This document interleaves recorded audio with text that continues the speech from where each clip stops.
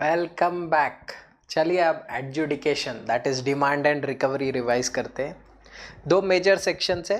Section 73, section 73 deals with other than FMS. FMS क्या होता है sir? Fraud, willful misstatement, suppression of facts. And 74 deals with FMS, that is fraud, willful misstatement, suppression of facts. So 73 other than FMS, 74 fraud cases. It deals with show cause notice और demand order. देखिए सबसे ज़रूरी चीज़ है कि time limit कहाँ से शुरू होता है। शो कॉज नोटिस का टाइम लिमिट शुरू होता है from the due date for filing annual return. तो किसी भी फाइनेंशियल ईयर का जो आपका due date for filing annual return होता है ना, वहाँ से आप टाइम लिमिट गिनना शुरू करते हैं। इरोनियस रिफंड का केस है तो डेट ऑफ इरोनियस रिफंड मतलब गलती से कोई रिफंड आपने ले लिया जो नहीं लेना चाहिए था, एक्सपोर्ट आपने किया नहीं है या फेक एक्सपोर्ट किया है और उसका रिफ़ंड ले लिया, तो वो गलत रिफ़ंड ले लिया है तो उसको बोलते हैं इरोनियस रिफ़ंड। उस जिस दिन आपने रिफ़ंड रिसीव किया उस दिन से टाइम लिमिट शुरू होते हैं। बाकी सब केसेस में due date for filing annual return. तो FY 23-24 का केस है तो due date for annual return will be 31 December 24। वहाँ से ये टाइम लिमिट शुरू होंगे। शो कॉज नोटिस इशू करने का time limit for section 73 is 2 years 9 months और ऑर्डर पास करने का 3 years। कहाँ से शुरू होता है वो मत भूलना, सबसे इम्पोर्टेंट चीज़ वही है कि कहाँ से ये टाइम लिमिट शुरू होते हैं। फिर फ्रॉड का केस रहा तो time limit to issue show cause notice 4 years 6 months and demand order 5 years। तो ये चारों डिटेल बहुत अच्छे से याद रखना। अब प्रोसेस कैसे वर्क करता है देखो, पहले तो शो कॉज नोटिस इशू किया ऑफिसर ने, फिर वो सर्व होगा हम लोग को। सर्विस बहुत सारे मेथड है सर्विस के। Tendering, hand delivery, registered post acknowledgement due, speed post, fixing at a conspicuous place of the premise. अगर वो भी प्रैक्टिकल नहीं है तो fix it at notice board, वो लास्ट ऑल्टरनेटिव है। न्यूज़पेपर में भी हो सकता है, कॉमन पोर्टल में भी रख सकते हैं, ईमेल में भी भेज सकते हैं। सारे सर्विस के मोड्स है। सर्विस के बाद रिप्लाई आएगा। किसका रिप्लाई आएगा? टैक्स पेयर का। फिर उसको एक पर्सनल हियरिंग दी जाएगी एंड फिर ऑर्डर पास होगा। ये फेवरेबल भी हो सकता है, अगेंस्ट अस भी हो सकता है। अब जहाँ भी केस आता है तो शोकॉज नोटिस इशू कौन करता है? देखिए 3 ही ऑफिसर शोकॉज नोटिस इशू और डिमांड ऑर्डर पास कर सकते हैं। Superintendent, ACDC, additional commissioner, joint commissioner. Commissioner show cause notice issue नहीं करता है बिकॉज लॉ में लिमिट्स दे रखा है। सुपरिटेंडेंट अगर CGST 10 लाख तक का मैटर है तो सुपरिटेंडेंट शोकॉज नोटिस इशू कर सकता है। IGST का मैटर है या C+I या सब कंबाइंड है तो 20 लाख तक का नोटिस सुपरिटेंडेंट इशू कर सकता है। ACDC more than 10 lakh up to 1 crore और यहाँ होगा more than 20 lakh up to 2 crore. Additional commissioner, joint commissioner, यहाँ मोर देन 1 करोड़, यहाँ 2 करोड़। तो एडिशनल कमिश्नर, जॉइंट कमिश्नर के लिए कोई अपर लिमिट नहीं है। अब अगर 18-19 में सेम मैटर था, उसका शो कॉज नोटिस इशू हो गया है, तो 19-20 में आपके पास दो ऑप्शन है, या तो fresh show cause notice issue कर दो या स्टेटमेंट इशू कर दो and that statement which is issued will be deem to be notice. क्योंकि देखो अगर सब्जेक्ट मैटर सेम है तो it does not make any kind of sense to issue 2 separate documents. आप वापस स्टेटमेंट इशू कर दो कि considering the same matter this is the amount multiplied with the tax. Recurring matter है मतलब हर बारी आ रहा है तो इतना आपको पे करना है। ठीक है। अब अगर at a higher level, appellate authority, appellate tribunal, high court या सुप्रीम कोर्ट में द एपेलेट अथॉरिटीज से that it is not a case of fraud, अगर ऐसे बोल दिया it is not a case of fraud, then it is deemed that the notice was issued under section 73। तो फिर ये 2 years 9 months check करना पड़ेगा, और फिर डिमांड ऑर्डर इशू करने के लिए जब से वो ऑफिसर को वापस कम्युनिकेशन मिला ना कि फ्रॉड का केस नहीं है, वहाँ से 2 years का उसको टाइम मिलता है टू पास एन ऑर्डर। वो सेक्शन 75 में दिया हुआ है। देन क्या सर कुछ डिस्काउंट वगैरह मिलता है क्या पेनल्टी पे? हाँ देखो, टैक्स पे कोई डिस्काउंट नहीं है, इंटरेस्ट पे कोई डिस्काउंट नहीं है, पर पेनल्टीज पे डिस्काउंट है। अगर आप before issue of show cause notice अगर आप पे कर देते हो पूरा, तो फिर अदर देन एफएमएस के केस में आपकी पेनल्टी हो जाएगी नील। कुछ पे नहीं करना है सर, कुछ नहीं पे करना है, पेनल्टी लगेगा ही नहीं। नहीं सर, मैक्सिमम क्या है? मैक्सिमम है 10% ऑफ टैक्स और 10,000 विच एवर इज हायर। तो instead of that nil. FMS का केस है तो 15% ऑफ टैक्स। सर मैक्सिमम क्या है? मैक्सिमम है 100% ऑफ टैक्स। सो 100% अच्छा डिस्काउंट दे रहा है गवर्नमेंट, तो 100 के बजाय खाली 15 पे करना है। With in 30 days of show cause notice में पे कर देते हो, शो कॉज नोटिस के 30 days के अंदर, तो अदर देन एफएमएस फिर नील। एफएमएस के केस में 25% of tax. With in 30 days of communication of demand order पे कर देते हो। डिमांड ऑर्डर आने के बाद तो 73 में तो कोई रिलीफ नहीं है, क्योंकि 73 में law clearly says 10% of tax और 10,000 whichever is higher. But 74 में गवर्नमेंट ने रिलीफ दिया है 50% of tax.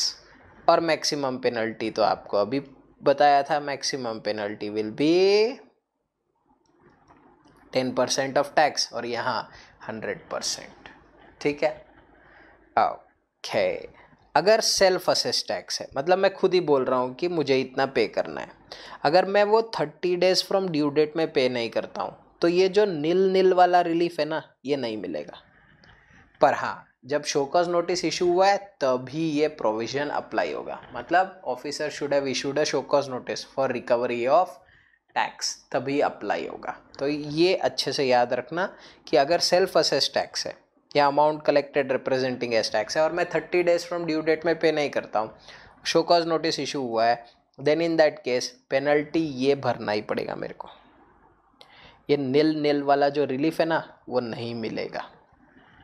Careful about this. उसके बाद we move on to section 75। Section 75 में कॉमन पॉइंट्स है जो 73 में भी अप्लाई होते हैं, 74 में भी अप्लाई होते हैं। जैसे प्रोसिक्यूशन, देखो प्रोसिक्यूशन का रिलीफ कभी नहीं मिलता है।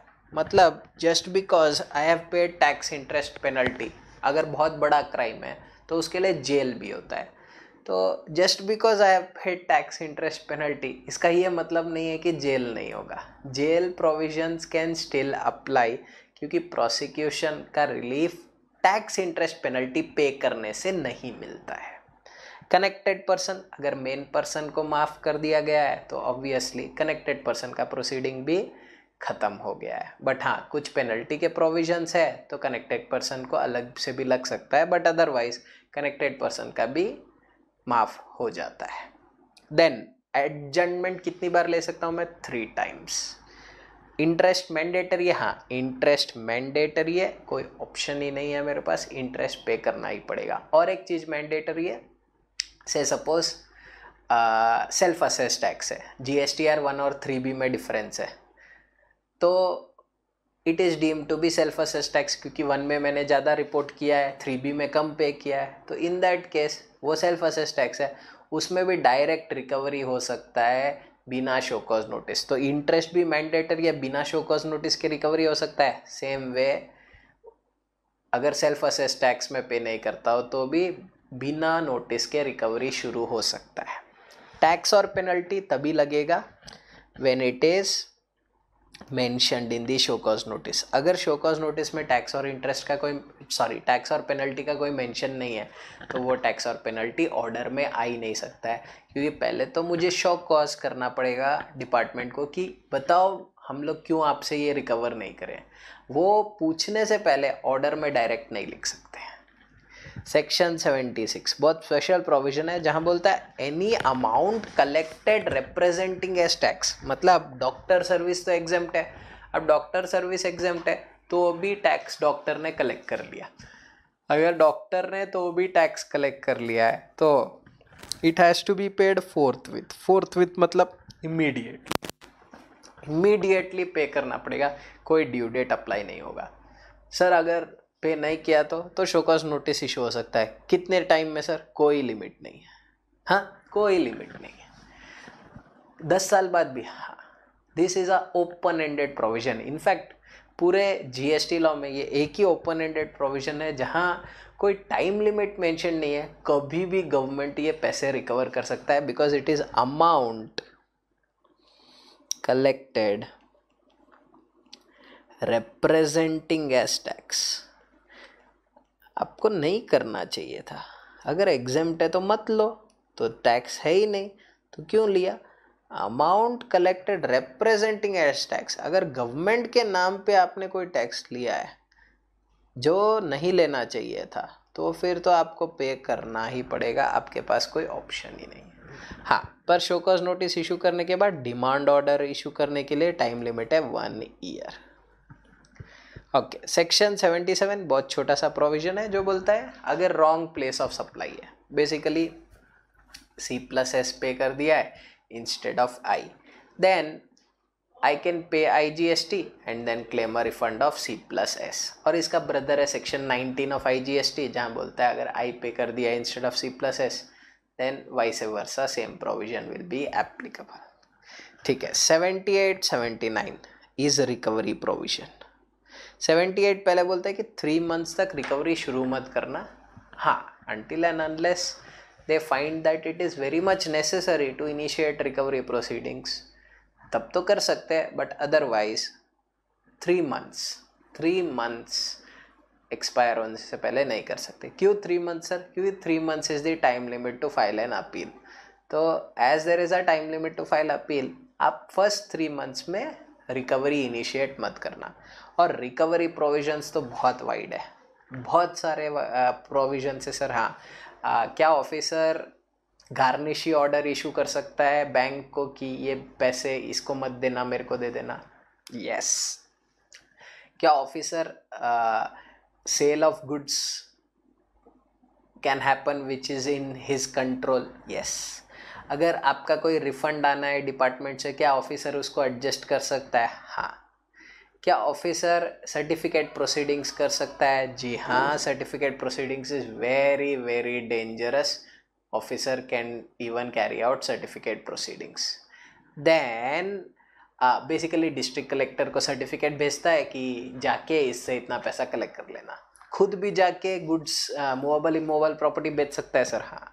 अगर कोई श्योरिटी है उससे रिकवरी कर सकते हैं। हाँ। लिक्विडेशन के केस में लिक्विडेटर को भी बोल सकते हैं इतना ड्यू है। यस। और जितना भी रिकवरी हुआ है शेयरिंग होगा, जितना भी CGST और SGST प्रोपोर्शन में कलेक्टेबल है उतना, जितना रिकवरी हुआ है उतने में से ही दोनों को दिया जाएगा। से सपोज CGST और SGST विच इज़ रिकवरेबल का रेशियो है 1:1 और 10 लाख रिकवरी हुआ है तो 5 लाख जाएगा सेंट्रल गवर्नमेंट को, 5 लाख जाएगा स्टेट गवर्नमेंट को। So the law is very clear with regard to that. Sir अगर बेंगलोर ब्रांच ने टैक्स एवेड किया है, क्या दिल्ली ब्रांच से रिकवरी कर सकते हैं distinct person? Yes, allowed, because ये प्रोविजंस के लिए पर्सन इंक्लूड्स डिस्टिंक्ट पर्सन, तो डिस्टिंक्ट पर्सन से भी रिकवरी किया जा सकता है। ठीक है, फिर एक आता है section 80 which gives an option to pay taxes in installment. कितने इंस्टॉलमेंट हम अप्लाई कर सकते हैं कमिश्नर को कि कमिश्नर टैक्स पेमेंट को EMI दो ना। हाँ, EMI they will divide it into 24, maximum 24 installments दे सकता है कमिश्नर। और इंटरेस्ट लगेगा सर, ऑब्वियसली लगेगा ना, 18% पर एनम जो नॉर्मल इंटरेस्ट है उसके साथ आपको देना पड़ेगा पैसे। ये 3 केसेस में नहीं मिलता है, वेरी इंपॉर्टेंट फॉर एग्जामिनेशन। पहला, वेयर लास्ट ईयर आपको ये इंस्टॉलमेंट स्कीम नहीं मिला था। दूसरा, already recovery is going on with regard to the order, मतलब कोई दूसरा केस में ऑलरेडी रिकवरी चल रहा है और तुम इंस्टॉलमेंट मांगने आ गए। तीसरा, if it is less than 25,000, obviously less than 25,000 के लिए Don't come and ask for installment. Okay. Then section 81, transfer of property void in certain cases. Say suppose किसी से टैक्स रिकवरी करना है, वो क्या करता है, वो प्रॉपर्टी गिफ्ट कर देता है वाइफ को, या मदर को गिफ्ट कर देता है, या फादर को गिफ्ट कर देता है, या किसी को कम दाम में बेच देता है, तो all that transfer will be considered as void ab initio. But अगर एडिक्वेट कंसिडरेशन के साथ है, गुड फेथ के साथ है, और या प्रॉपर ऑफिसर का ऑलरेडी अप्रूवल ले लिया था, then in that case the transaction is considered to be valid. फिर 82 बोलता है first charge. Government dues will have first charge. पहले हमेशा गवर्नमेंट ड्यूज रिकवर करेंगे. मतलब कोई और क्रेडिटर का पैसा बाकी है तो किसको प्रायोरिटी मिलेगा, क्रेडिटर को मिलेगा या गवर्नमेंट को मिलेगा, गवर्नमेंट को, because government has first charge. अब this is obviously subject to IBC. What is IBC? Insolvency and bankruptcy code. क्योंकि IBC में लिखा हुआ है कि पहले कुछ क्रेडिटर्स, सिक्योर्ड क्रेडिटर्स, फिर एम्प्लॉयज़, ड्यूज, वो सब पे करना पड़ेगा. तो all this section 82 is there but it is subject to IBC. तो IBC में अगर कुछ लिखा हुआ है, पहले IBC फॉलो करना है, फिर GST लॉ को फर्स्ट चार्ज मिलेगा. ठीक है. फिर एक इंटरेस्टिंग प्रोविजन आता है सेक्शन 83. सेक्शन 83 क्या है सर? Provisional attachment. मतलब सर प्रोविजनली प्रॉपर्टी को अटैच किया जा सकता है. Don't mix it with provisional assessment. दोनों में कोई रिलेशन नहीं है. ये प्रोविजनल अटैचमेंट है, वो प्रोविजनल असेसमेंट है. वहाँ आपको समझ में नहीं आ रहा था कौन सा टैक्स पे करना है. यहाँ डिपार्टमेंट आपकी प्रॉपर्टी को प्रोविजनली अटैच कर रहा है. क्यों कर रहा है सर ऐसे प्रोविजनली अटैच? लेके ही चले जाए? नहीं, देखो टाइम लगता है. शो कॉज नोटिस होगा, फिर रिप्लाई आएगा, फिर पर्सनल हियरिंग होगा, फिर ऑर्डर आएगा, ये सब में बहुत टाइम लगता है. और से सपोज असेसमेंट इनिशिएट हुआ है, सेक्शन 61 स्क्रूटिनी ऑफ रिटर्न या बेस्ट जजमेंट इनिशिएट हुआ है, ये सब में बहुत सारा टाइम लगता है. तो जितने टाइम में ये सब चीज़ होगा ना, उतने टाइम में तो the person can sell the property. क्या उसके साथ कुछ भी कर सकता है, प्रॉपर्टी को बेच देगा, किसी को कम में दे देगा, बोल देगा खराब हो गया है, कुछ भी बोल सकता है. इसीलिए प्रोविजनली अटैच करते हैं ताकि वो अभी नहीं बेच पाए. कौन प्रोविजनली अटैच कर सकता है? कमिश्नर. किन किन केसेस में अटैच कर सकता है? During the pendency of a proceeding of assessment. या तो कोई असेसमेंट का केस बाकी है 59 से 64, ऑडिट नहीं कवर, 65 66 कवर नहीं होता है, 67 से 72, या तो इंस्पेक्शन सर्सीजर चालू है, 73 to 84 demand and recovery provision जो हम अभी देख रहे हैं. तो ये सब केसेस में ऑफिसर प्रोविजनली अटैच कर सकता है during the pendency of all this. कितने टाइम के लिए अटैच करेगा सर? 1 ईयर. 1 ईयर. सर हम ऑब्जेक्शन फाइल कर सकते हैं कि ये गलत किया है? हाँ, ऑब्वियसली आप ऑब्जेक्शन फाइल कर सकते हो. आपने अगर ऑब्जेक्शन फाइल किया तो ऑफिसर शायद आपको रिलीफ दे सकता है, कोई दिक्कत नहीं है. Obviously he has an option to give a relief. Is it sir? Yes, he has an option कि अगर मैंने ऑब्जेक्शन रेज किया है और बोला कि मैं नहीं भागने वाला, देखो ये प्रॉपर्टी सब तो यहीं पड़ा है, कितने सालों से पड़ा है, मैं भी यहीं हूँ, then in that case officer will remove the provisional attachment, या 1 ईयर में तो ऑटोमेटिकली रिमूव हो जाएगा. उसके बाद तो कमिश्नर जी जो ऑर्डर किया है ना, वो प्रोविजनल अटैचमेंट का ऑर्डर 1 ईयर एक्सपायर होते ही सीज हो जाता है. सर वापस प्रोविजनली अटैच कर सकता है? हाँ, वो कर सकता है. लॉ में ऐसा कुछ नहीं लिखा हुआ है कि प्रोविजनल अटैच वापस नहीं किया जा सकता है, ऐसा कोई स्टेटमेंट नहीं है. पेरिशेबल और हजार्डियस गुड्स का एक पॉइंट है कि अगर पेरिशेबल और हजार्डियस गुड्स है तो it will be released if the person pays the tax dues and other dues which are applicable, or market value of the perishable goods or hazardous goods whichever is lower. दोनों में से एक चीज अगर वो पे कर देता है, lower of the two, वो एक पे कर देता है, then in that case the goods will be released without any other provision. तो this is how provisional attachment works. Important है एग्जाम के लिए, अच्छे से थोड़ा पढ़ के जाना. फिर एक सर्क्यूलर है. सर्क्यूलर वही बोलता है कि 74 अगर इनवैलिड है, if it is said that 74 is invalid, कोई फ्रॉड का केस ही नहीं था, तो it is deemed that the notice is issued under 73.